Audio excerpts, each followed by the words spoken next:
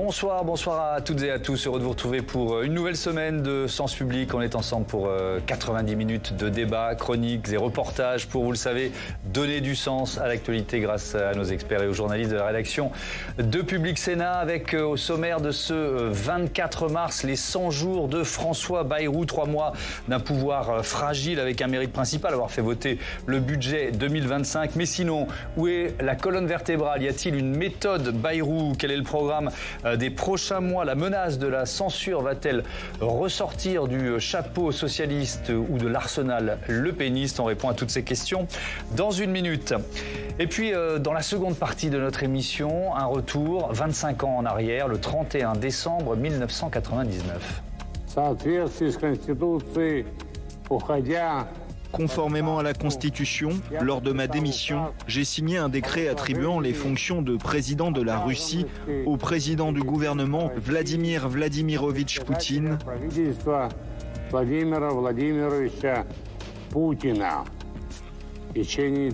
Pendant 3 mois, conformément à la Constitution, il sera chef de l'État.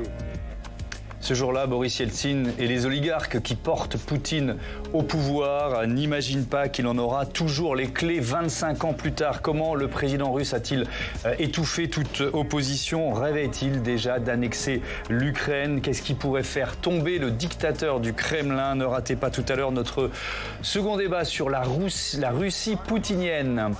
Mais d'abord, c'est l'histoire d'un trimestre de tourmente que nous raconte Flora Sauvage. 3 mois après son arrivée à Matignon, François Bayrou fait face à de fortes turbulences. Son premier objectif, faire voter un budget pour la France. Après avoir évité une censure de son gouvernement, le Premier ministre y parvient grâce à un accord avec les socialistes.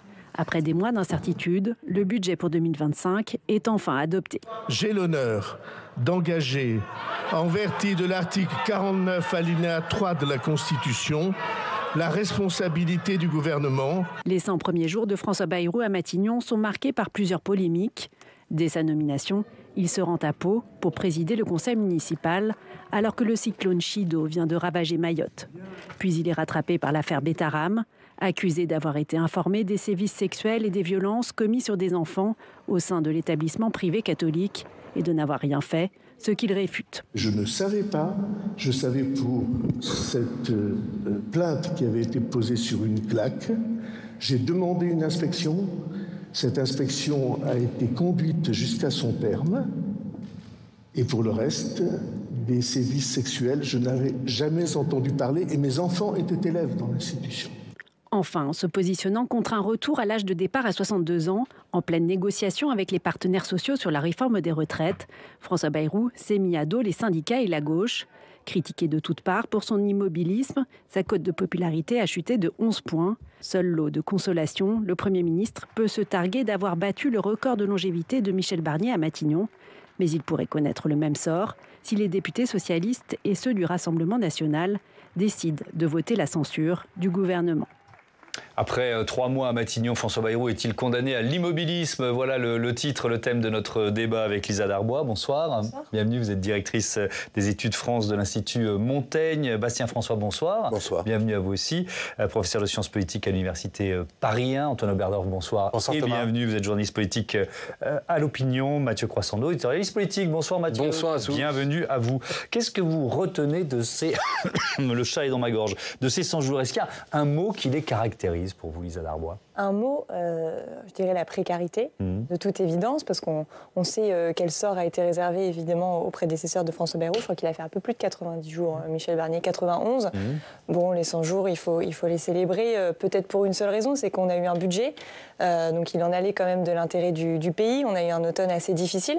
On voit bien aujourd'hui qu'en raison de l'État et de la situation diplomatique internationale, d'avoir un budget, c'est pas non plus un luxe. Donc c'est quand même intéressant. Après la précarité, parce que un nouveau trimestre s'annonce. Il a effectivement parlé de son plan de travail. Il y a déjà quelques forces politiques, notamment le Rassemblement national, qui commencent à dire que sur certains sujets, il pourrait y avoir des lignes rouges. Donc il faut s'attendre un peu à tout. Et précarité, parce qu'au sein même de son propre gouvernement, on voit bien qu'il y a aussi des tensions. Donc voilà, c'est plutôt le mot qui me viendrait. Oui, Bastien François, après ces 3 mois de pouvoir, est-ce que vous avez détecté qu'il y a une colonne vertébrale, un cap C'est-à-dire que c'est à peu près la même situation que le gouvernement Barnier. C'est-à-dire qu'on a un gouvernement, en réalité, sans programme.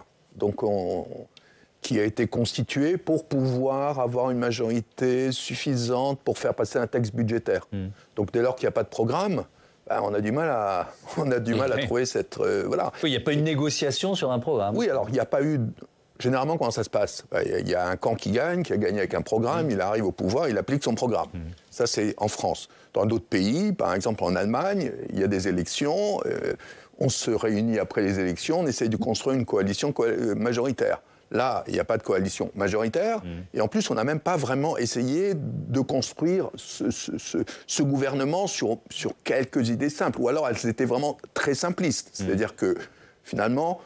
on réduit les dépenses de l'État et on n'augmente pas les impôts. C'était la seule chose. Bon, il y a eu un petit deal avec le Parti socialiste pour faire passer ce budget qui est en train de s'effondrer, puisque le conclave sur les retraites bat un peu de l'aile. Bon.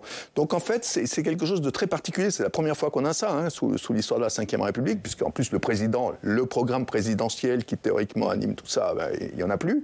Donc on a un gouvernement sans programme. Oui. Et donc il ne faut pas attendre de ce gouvernement qui nous disent des choses tout à fait passionnantes les mois qui viennent, parce qu'il n'y a aucune raison qu'il invente tout d'un coup un programme. Oui, et pourtant, on verra, il a écrit une lettre. Oui, bien sûr. On va détailler cette lettre. On va y revenir, je ne sais pas si détailler est le mot juste.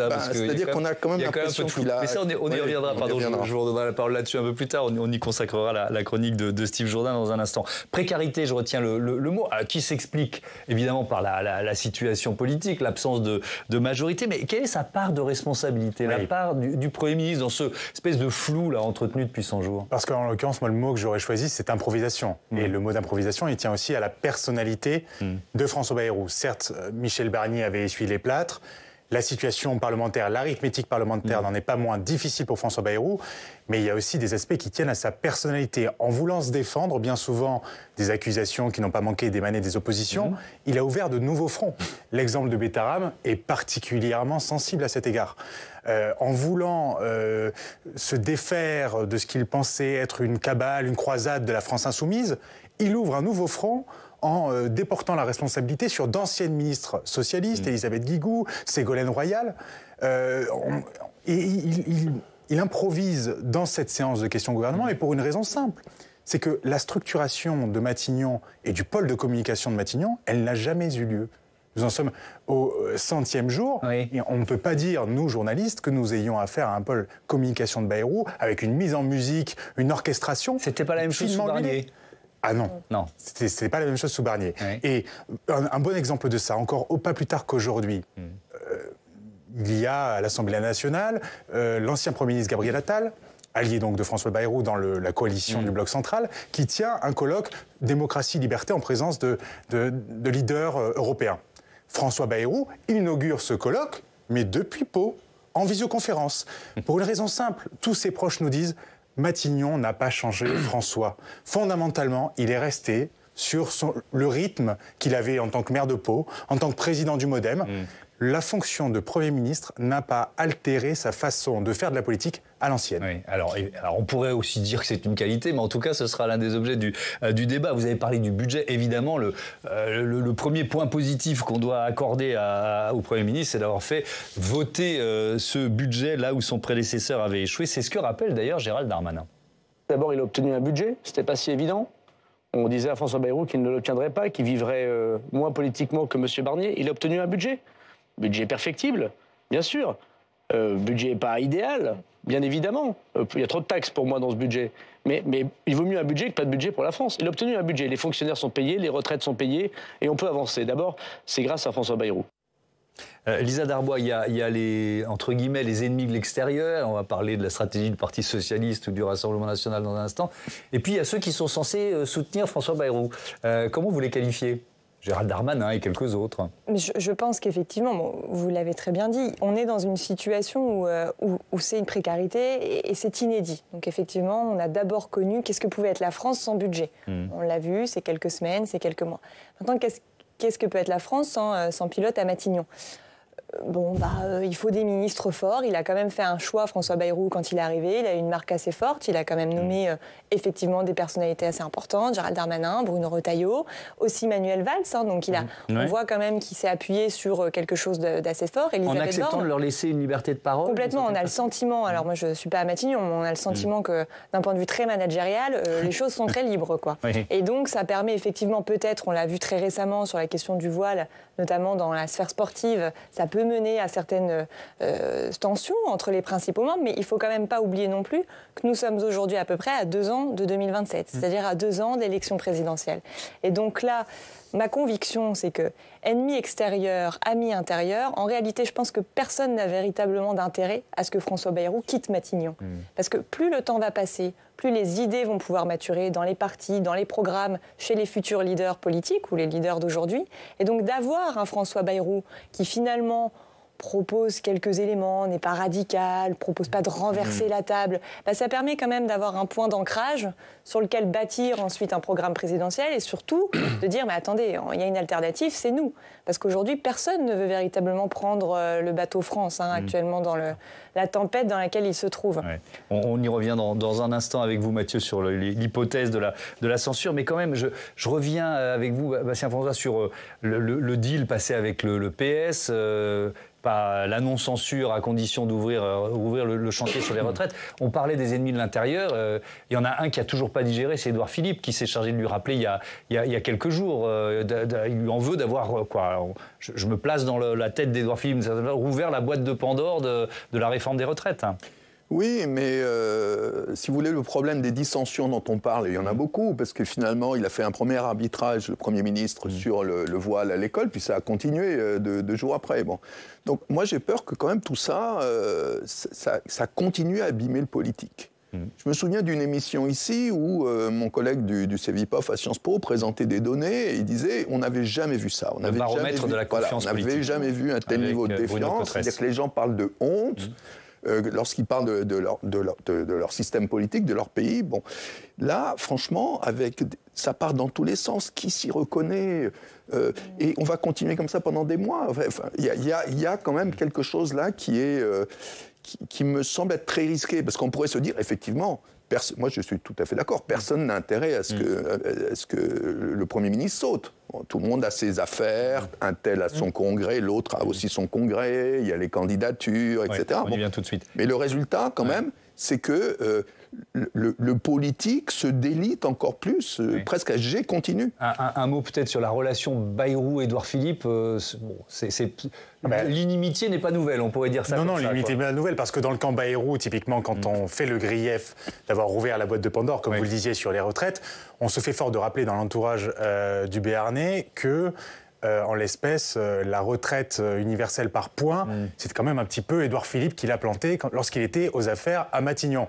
Donc vous voyez, c'est un petit peu ce jeu entre Bayrou et Édouard Philippe prenant un malin plaisir de rappeler constamment à François Bayrou qu'il est au fond condamné à l'immobilisme pour la durée de son bail à Matignon. Là où effectivement la polyphonie gouvernementale pose problème, lorsqu'on est sur des thématiques intérieures, comme le port du voile dans les compétitions sportives, c'est une chose.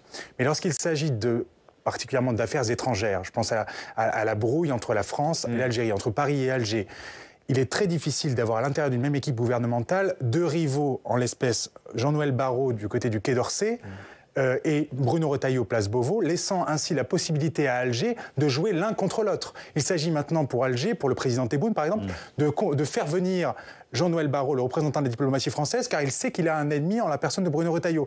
Et ce travail d'harmonisation des vues gouvernementales, malheureusement, François Bayrou peine à le faire. C'est son pari, liberté à ses ministres. Oui, allez, on ouvre le chapitre censure avec vous, Mathieu. Revoilà le spectre de la censure. Oui, vous l'entendez, la petite musique. Alors pas sur un mode tonitruant, plutôt sur un mode lancinant. Et la question est un peu de savoir si ça joue juste ou si ça sonne faux. Ce matin, le président du Rassemblement national, Jordan Bardella, en parlait au conditionnel sur BFM TV. Nous pourrions parfaitement le censurer, disait-il de François Bayrou, parce qu'en réalité, ce gouvernement, c'est beaucoup de bruit, très peu d'actes. Alors ça marquerait à coup sûr un tournant pour les lepénistes qui ont refusé jusqu'à présent de réitérer le coup qu'ils avaient fait contre Michel Barnier, histoire de regagner un peu en crédibilité et en honorabilité, j'ai envie de dire. Mais la question se pose aussi à gauche, chez les socialistes. Alors ceux-là, ils estiment avoir montré beaucoup d'esprit de responsabilité en choisissant leur position de non-censure depuis l'arrivée de François Bayrou à Matignon, mais ils estiment n'avoir pas été justement payés en retour. Les appels de phare du Premier ministre à la droite de la droite, voire à l'extrême droite, on s'en souvient, la submersion migratoire, mais aussi ces contre-pieds, on commençait à l'aborder sur le conclave, ont passablement agacé les socialistes. S'il continue à improviser et à mépriser le Parlement, ses jours à Matignon sont comptés, a dit le premier secrétaire du Parti socialiste, Olivier Faure, c'était vendredi. Alors le risque pour autant est-il réel de les voir passer à l'acte ? Bah non. Ou en tout cas, pas tout de suite, parce que François Bayrou a beau être en chute libre dans les sondages, il devrait pouvoir respirer, car d'une certaine façon, il n'est pas maître de son destin. Je veux dire par là que la censure dépendra moins de son bilan, de ce qu'il a fait, de ce qu'il n'a pas fait, que de l'agenda de ses adversaires. Or, si on regarde les agendas de ses adversaires, côté RN, tout le monde retient son souffle en attendant le 31 mars. Pourquoi ? C'est la date à laquelle le tribunal correctionnel de Paris rendra sa décision dans l'affaire, dans le procès des assistants parlementaires fictifs du parti frontiste. Dans son réquisitoire, on se souvient que le parquet avait formulé une peine d'inéligibilité de 5 ans à l'encontre avec exécution provisoire. C'est le moins important. Voilà, à l'encontre de Marine Le Pen, ce qui compromettrait évidemment ses chances pour la prochaine élection présidentielle en 2027. Du coup, on comprend que le Rassemblement national est pour l'instant d'autres chats à fouetter que de censurer François Bayrou dans l'immédiat. D'autant que le scénario qui a les faveurs du Rassemblement national, c'est plutôt celui d'une dissolution cet été, de faire en sorte qu'il y ait une crise politique dès cet été pour une dissolution, plutôt que de le faire au printemps. Alors ça, c'est pour le parti lepeniste. Côté socialiste, les socialistes se fichent comme d'une guigne de François Bayrou. Ils ont la tête à quoi ? Ils ont la tête à leur congrès qui se tiendra du 13 au 15 juin dans cette bonne ville de Nancy.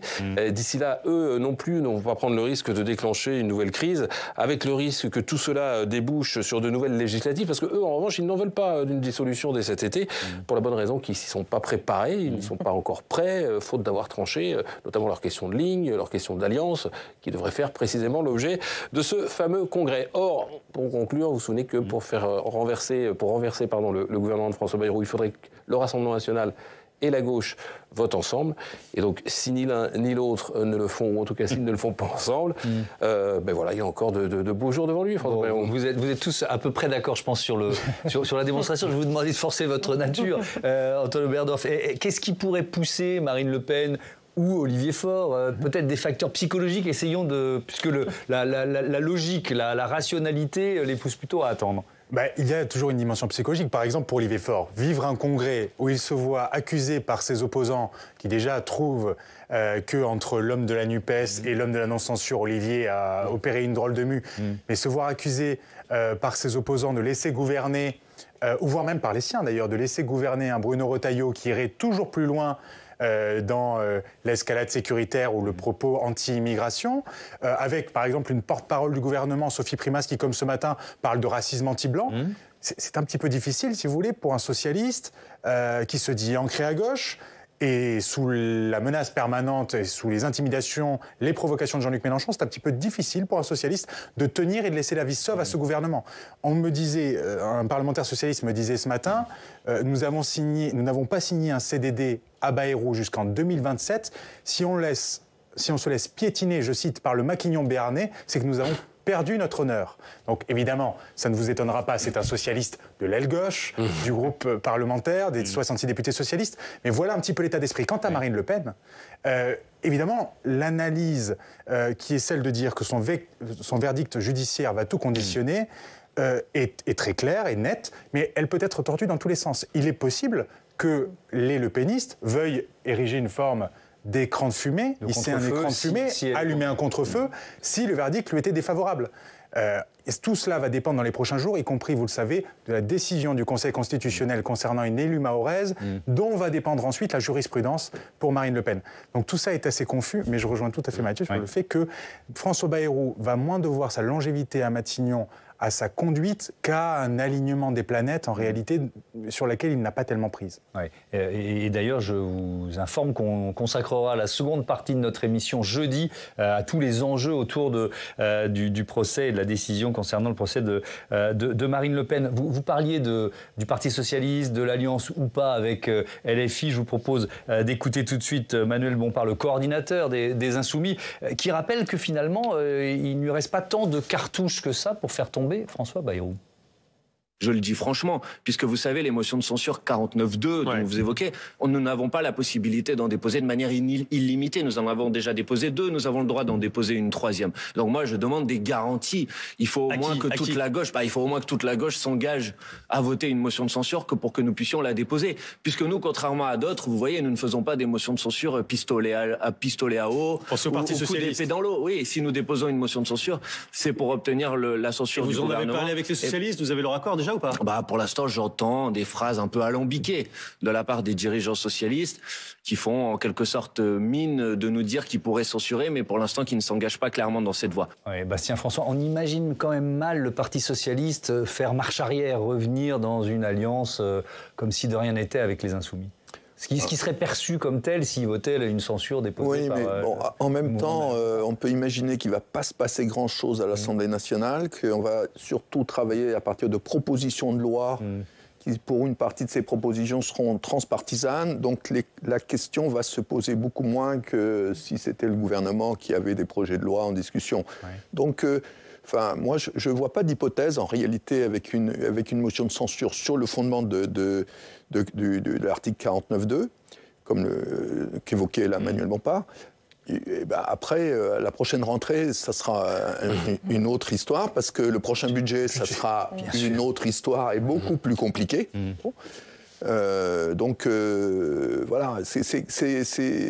Voilà, depuis la dissolution, on a un petit peu de mal à se projeter quand même. Voilà. Oui, on a appris à être prudent. Faut pas faire les malins.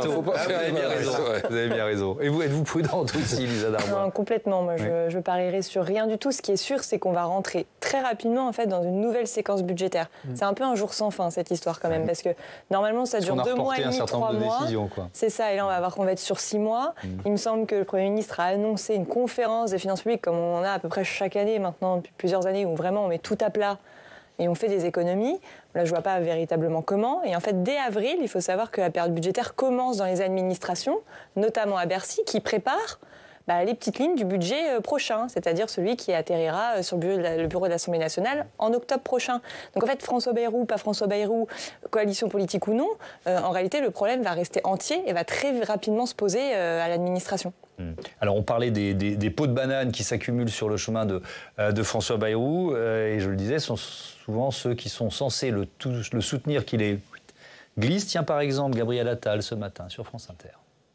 On voit s'installer dans le débat public cette idée selon laquelle il y a une élection présidentielle en 2027, la situation est bloquée, il ne va plus rien se passer. Au même moment, vous avez Donald Trump qui prend des décrets tous les jours pour réformer son pays. La Chine qui investit massivement dans son économie. Les Allemands sont en discussion pour faire une coalition. Le jour où ils auront un gouvernement dans pas très longtemps, je peux vous dire qu'ils reprendront les réformes. Tout ça pour dire qu'on ne peut pas se permettre de faire la planche pendant 2 ans en France, pendant que tous les pays dans le monde avancent.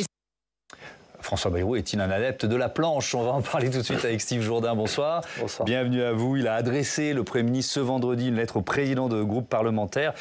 Il y détaille le programme de gouvernement pour les mois à venir. Oui, un peu sur la défensive, François Bayrou, notamment après l'attaque d'Édouard Philippe, qui le critique pour son immobilisme. On va voir la lettre qui commence ainsi. Certains présidents de groupe m'ont interrogé ou se sont interrogés publiquement sur le programme de travail du gouvernement pour les semaines à venir. Je réponds donc bien volontiers à leurs interrogations. Voici donc, Thomas, les réponses du Premier ministre. Il y a 4 chantiers prioritaires pour François Bayrou. L'éducation, l'accès aux soins, la lutte contre la bureaucratie, les finances publiques, tout ça, ces 4 chantiers doivent être lancés par le gouvernement d'ici au 15 avril. Bon, est-ce qu'il y a des nouveautés ? Non, pas vraiment. Sur l'éducation, qualifiée de mère des batailles par François Bayrou, le Premier ministre annonce qu'il fera des annonces, sans doute dans le courant de la semaine. Affaire à suivre dans le domaine de l'accès aux soins. Là encore, c'est flou. Le gouvernement se mobilisera aux côtés des parlementaires qui souhaitent prendre prendre des initiatives, écrit le Premier ministre. Il fait sans doute référence à un texte qui sera examiné fin mars à l'Assemblée et qui propose de réguler l'installation des médecins. En matière de bureaucratie, pas de nouvelles initiatives. François Bayrou compte sur le vote d'un projet de loi de simplification qui sera examiné en séance par les députés au mois d'avril. Et puis, quatrième point, il porte sur les finances publiques. Le Premier ministre indique que le comité d'alerte sur le sujet se réunira là aussi en avril. Objectif, préparer en amont les budgets 2026. L'idée est de le faire en concertation avec les autres forces politiques. Un mot pour terminer, Thomas, sur une idée 100% Bayrou. Dans sa lettre, le Premier ministre revient sur le débat qu'est-ce qu'être français qu'il avait suggéré, annoncé il y a quelques semaines. Il confirme qu'il y aura des échanges à venir à ce sujet. Des conventions citoyennes doivent être lancées, mais on ne sait ni où, ni quand, ni comment. Il faudra peut-être attendre une nouvelle lettre pour le savoir, Thomas. Merci beaucoup, Steve. Lisa Darbois, en lisant cette lettre, on s'est dit on n'est pas prêt de sortir du grand flou Bayrou. Non. Et en même temps, peut-il faire autrement? Non, en fait, c'est exactement ça. Je rebondis sur ce que vous avez dit. En réalité, il n'a pas véritablement de marge. Donc là, l'objet, c'est de prendre, à mon sens, des sujets politiques très consensuels. Je veux dire, tout le monde a envie que l'accès aux soins s'améliore pour un grand nombre de citoyens. Tout le monde est assez d'accord sur le fait qu'il y a trop de bureaucratie, qu'on perd de l'argent, que c'est une complexité administrative. Tout le monde est d'accord pour dire qu'il faut mieux former ses enseignants. Tout le monde est d'accord pour dire que le comité d'alerte, il arrive peut-être même un peu tard, parce qu'en matière d'alerte sur les finances publiques, il y a un enjeu. Donc on va prendre 4 sujets très structurels. On sait qu'on est sur des sujets où on n'a pas de résultats en réalité avant 3, 5, 10 ans. Donc en fait, on ne sera pas tout de suite tributaire de quoi que ce soit. Et puis, vous vous appuyez effectivement sur des travaux des parlementaires qui sont déjà dans les tuyaux depuis de plusieurs mois. En matière d'accès aux soins sur les déserts médicaux, c'est effectivement un travail transpartisan mené par des députés PS, Liot, il me semble, sur le sujet des déserts médicaux. Le sujet de la formation des enseignants, il y a plusieurs enjeux qui sont déjà sur la table. Le projet de loi de la simplification des vies des entreprises, ça fait des mois et des mois dont on entend parler. Ce sera l'objet... dire des décennies. Et des décennies. Tous les gouvernements, depuis que je fais ce métier, ont promis un choc de simplification. Exactement, sur la bureaucratie. Donc en réalité, on est sur des sujets tout à fait identifiés, avec des solutions pas miracles. Mais là, l'objectif, je pense, de François Bayrou, ça va être de prendre les petites marges de manœuvre opérationnelles qu'on trouve ça et là, parce qu'il y en a forcément dans l'administration, forcément en matière de politique publique. Et puis on va essayer de tirer un bilan ou voilà, quelques mesures qui permettront de... Le seul sujet, juste, c'est sur la question quand même, et c'est là où il y a un sujet sur qu'est-ce qu'être français. Là, c'est là où il tire cet enjeu très, très, très politique. Par contre, la question, c'est la méthode, parce que de ce que j'en comprends, on renoue un peu avec ce qu'avait initié aussi Emmanuel Macron ensuite au débat des Gilets jaunes, avec ces fameux conseils de refondation, avec plusieurs conventions citoyennes. Et là, ce qui est génial, c'est qu'a priori, on n'a pas de chance non plus que ça aboutisse sur quoi que ce soit. A priori, le seul avantage qu'il puisse y avoir, peut-être notamment pour certains membres du gouvernement actuel, ça va être de faire monter des voix peut-être dissonantes. Mais est-ce qu'il y a, Antoine Oberdorf, des majorités à construire au texte par texte ou au cas par cas? Non, malheureusement, je crains fort que non, pour une raison simple, c'est que sur tous les sujets qui ont été évoqués à l'instant par ma voisine, il y a, in fine, des orientations politiques à trancher. Même les sujets qui apparaissent les plus consensuels. Regardez la loi de lutte contre le narcotrafic. Tout le monde est d'accord que ce fléau qu'est le narcotrafic et qui dorénavant frappe des villes rurales, des petites villes, des villes de taille moyenne, il faut s'y attaquer. Mais lorsqu'on entre dans le détail, lorsqu'on entre au fond des sujets, lorsqu'on regarde les libertés publiques sur lesquelles peut-être éventuellement il faudrait consentir à certains aménagements pour donner plus de marge de manœuvre aux enquêteurs face aux dealers, eh bien là, tout de suite, on se heurte à des options politiques qui sont radicalement différentes. Et de la même manière, sur le budget, un budget, par nature, il n'y a rien de plus politique qu'un budget, nous l'avons vu en 2025. Et là, que nous dit-on du côté de la Cour des comptes? Que pour tenir la cible de déficit à 5,4%, compte tenu des perspectives de croissance que nous avons, il faudra faire 35 milliards d'euros d'économies pour l'année prochaine. Donc, là, il va y avoir des options politiques à trancher, et on l'a vu, j'en finirai par là, avec la convocation par Emmanuel Macron d'une forme d'union sacrée, d'union nationale sur la question du réarmement et de la défense. Là encore, je ne connais pas un Français, en tout cas pour ceux qui ont un peu conscience de la menace impérialiste russe, qui ne voit pas la nécessité et l'opportunité d'ériger une défense et de monter en gamme. Oui, mais après, lorsqu'il s'agit de trouver l'argent, les milliards nécessaires. C'est pas pareil. Et ça devient de la politique. Et le clivage droite-gauche, qu'on le veuille ou non, et même si François Bayrou est un centriste, ça a encore de la pertinence. Mathieu ? Et c'est précisément aussi pour cette question politique que des projets ont été abandonnés. La fin de vie, qui a fait l'objet d'une convention citoyenne, qui a fait l'objet d'une promesse, un engagement d'Emmanuel Macron, et qui avait vécu sa première vie, si j'ose dire, à l'Assemblée nationale avant la dissolution. Elle est disparue dans les sables. Il a proposé à un moment de découper le texte en deux, et là, il n'est même plus à l'agenda. Ouais. Quels sont les risques de l'immobilisme ? Oui, c'est justement... je pense que c'est bon, on a un programme, on va dire, un peu, enfin, je le dis un peu méchamment, mais ChatGPT. C'est-à-dire que si je demande à l'IA de me sortez-moi les 4 sujets consensuels et qu'il faut absolument traiter, bah, je vais avoir à peu près ça. Hein. Bon. Et avec ce programme ChatGPT, vous venez de le dire très justement, il n'y aura pas de résultat immédiat, à supposer qu'il y ait un résultat. Mais pendant ce temps-là, les gens y vivent. Les Français et les Françaises y vivent.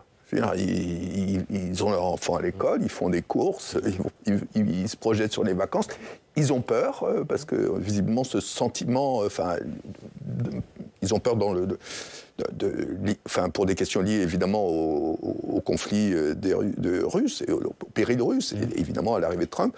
Donc, et dans tout ça, le politique, finalement, il ne fait rien. Voilà. Alors, ça peut nous amuser, ça peut nous faire rire, on peut gloser, mais en réalité, les gens, quand pendant des années, il n'y a pas de politique publique, sans même rentrer dans des considérations plus générales, c'est-à-dire on pourrait dire quand même que, par exemple, sur la transition écologique, c'est une vraie catastrophe ce qu'on est en train de vivre, hein, parce qu'on sait tous que si on ne fait pas les investissements maintenant, on devra les faire en tout cas un jour, et ça sera beaucoup plus cher. Bon, on avait quand même construit ce premier quinquennat, ce second quinquennat d'Emmanuel Macron sous cet angle-là. Le Premier ministre était en charge de la planification écologique. Il avait une petite structure autour de lui qui a disparu, je crois, hein, de fait, hein, qui existe toujours, mais enfin bon, qui est vide. En tout cas, on peut dire que l'ambition écologique dans ce budget-là, elle est bien moindre que celle qui était affichée par Emmanuel Macron dans sa campagne. Ça veut dire que non seulement les Français ressentent, encore une fois, cette situation comme une situation où le politique n'a plus du tout d'emprise sur la société, et donc une forme de défiance et un jeu politicien, etc. Bon, mais aussi, au fond, en réalité, on est en train de se mettre dans une grande difficulté à tout point de vue. Hein, c'est-à-dire que comme on ne règle pas les problèmes budgétaires, en réalité, on va se les traîner encore plus longtemps, parce que quand on regarde quand même le budget qu'on a fait là, franchement, c'est pas à la hauteur des enjeux budgétaires, c'est pas à la hauteur. Alors après, on peut discuter quelle était la bonne hauteur, hein, mais en tout cas, il n'est pas à la hauteur pour une raison très simple, c'est qu'un budget, c'est très politique, et un budget sans colonne vertébrale politique, en réalité, voilà, on coupe ici ou là, voilà. Et il y a ces enjeux qui sont les nôtres de demain, alors, sur lesquels vient de se rajouter un nouvel enjeu qui est celui de la défense, parce que là aussi, c'est gigantesque. Si on veut se projeter sur 20 ans à venir la défense européenne, les sommes sont absolument gigantesques. Bon. Donc, et là, on voit déjà tout de suite la difficulté du financement. Ben oui, parce qu'on paye le prix de dettes accumulées aussi, hein, qui limite la marge de manœuvre du pays. Bien sûr. Effectivement. Alors, je l'ai gardé pour la fin parce que c'est pas le plus important, mais quand même, il y a la question de la forme et d'un François Bayrou souvent perdu dans ses papiers, obligé de s'interrompre au beau milieu d'un discours. Tiens, un exemple, ce 26 février, quand il détaille la riposte graduée face au pouvoir algérien. Entre deux pays souverains, je croyais qu'il y avait un verre d'eau, mais il n'y en a pas. Entre deux pays souverains, où ça ?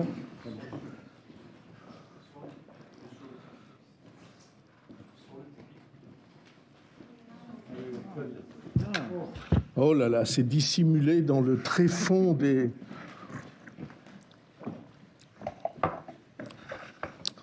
Entre deux pays souverains, des accords aussi importants ne peuvent pas être ignorés dans leur exécution par aucun des deux pays. Bon, on a choisi cet exemple, il y en a eu quelques autres. Hein. Antoine Oberdorf, c'est quoi ? C'est Pardon, c'est très désagréable ce que je vais dire, mais je mets les pieds dans le plat. C'est l'âge, la fatigue, le manque de préparation, mauvaise équipe autour de lui. Comment vous expliquez ça? Bon, votre question a été directe, je vais l'être. François Bayrou, je ne crois pas qu'il soit sénile, pour dire les choses. Il n'est pas sénile, François Bayrou. François Bayrou, il le dit, il l'a toujours dit, et ça a été un des malheurs de son enfance, est bègue. Ça, c'est une dimension à toujours avoir à l'esprit, y compris quand on peut s'agacer du fait que les mots mettent du temps à sortir, à accoucher de la bouche de François Bayrou. C'est une chose.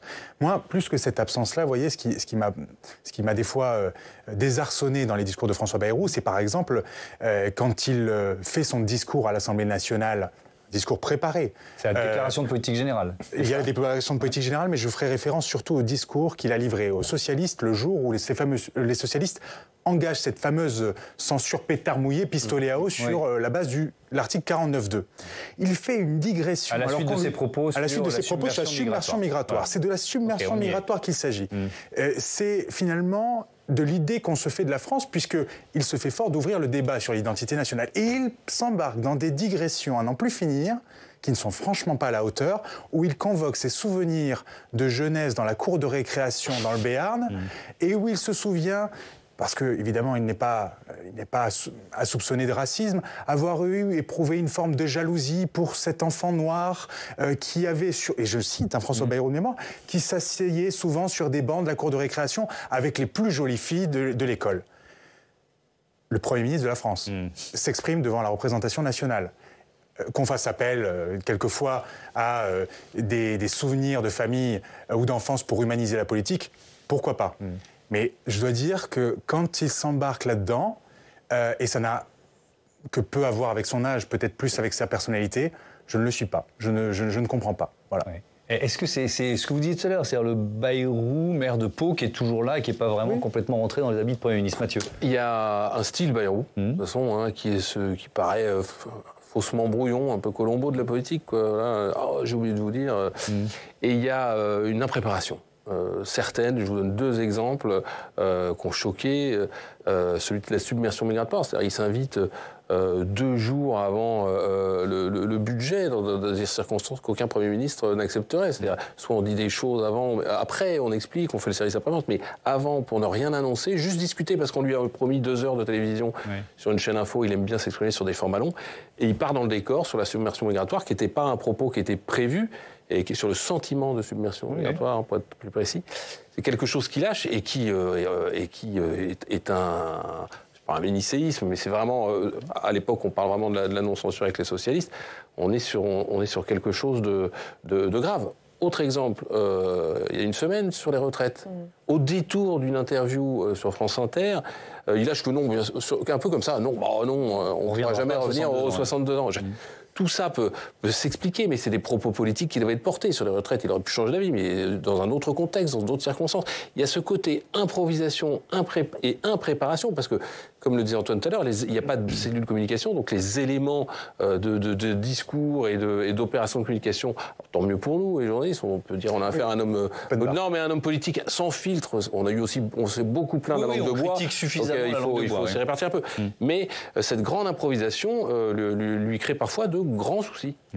Dernier mot, Lisa Darbois, parce que quand on regarde François Bayrou, on se dit aussi, si on parle un peu d'habileté politique, qu'il ne donne pas tant de prise que ça aux polémiques. Est-ce que vous y voyez une forme d'habileté politique?